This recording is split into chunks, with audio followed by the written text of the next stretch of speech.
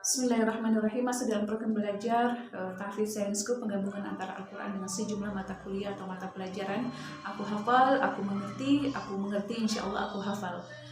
4 tips untuk anak-anak belajar mengenal Al-Quran sejak dini.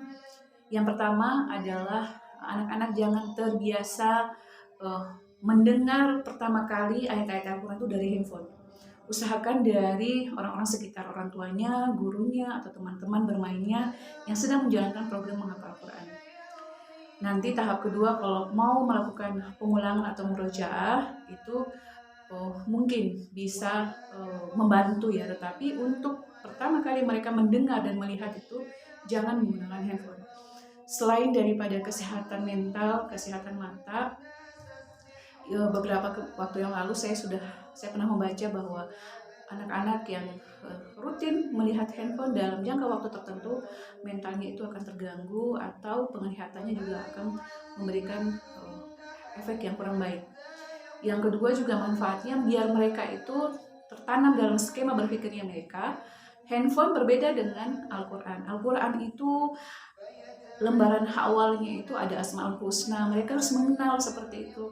Jangan sampai mereka meyakini bahwa saya boleh senang belajar Al-Quran di dalam handphone.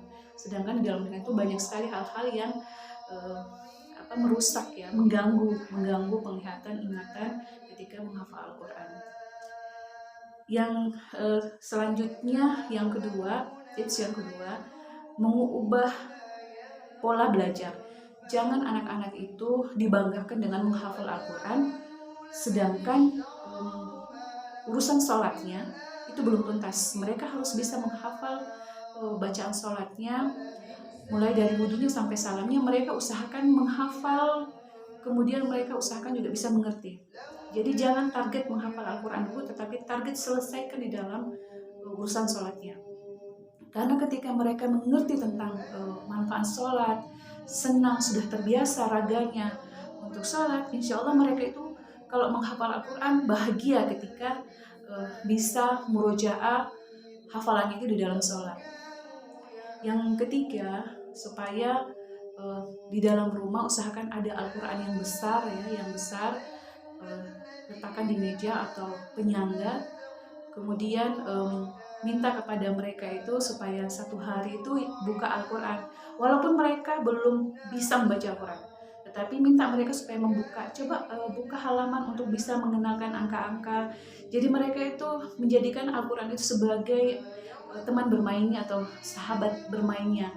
Sedikit-sedikit dia buka, walaupun tidak membaca, dia hanya buka, nanti baru diprogramkan lagi untuk beberapa waktu yang kedepannya untuk bisa melihat Anda baca cuma satu. Ini kalau diprogramkan dari kecil, Masya Allah, mereka ingatannya lebih kuat. Itu tips yang ketiga. Tips yang keempat, tanamkan kepada mereka iman. Ketika ditanya siapa Tuhanmu, mereka dilatih untuk menjawab Allah. Tahu dari mana? Nah, tadi sudah ada Al-Quran besar. Minta mereka, coba kamu lihat di surat Al-Ikhlas ayat 1, katakan Qul huwallahu ahad. Nah, ini adalah cara kamu berpikir. Dari mana kamu masih kecil kok sudah tahu Tuhan? Dari Al-Quran. Mereka akan menjawab seperti itu. Terus Muhammad itu siapa? Bisa lihat di surat ke-48 ayat ke-28. Muhammad itu adalah Rasul.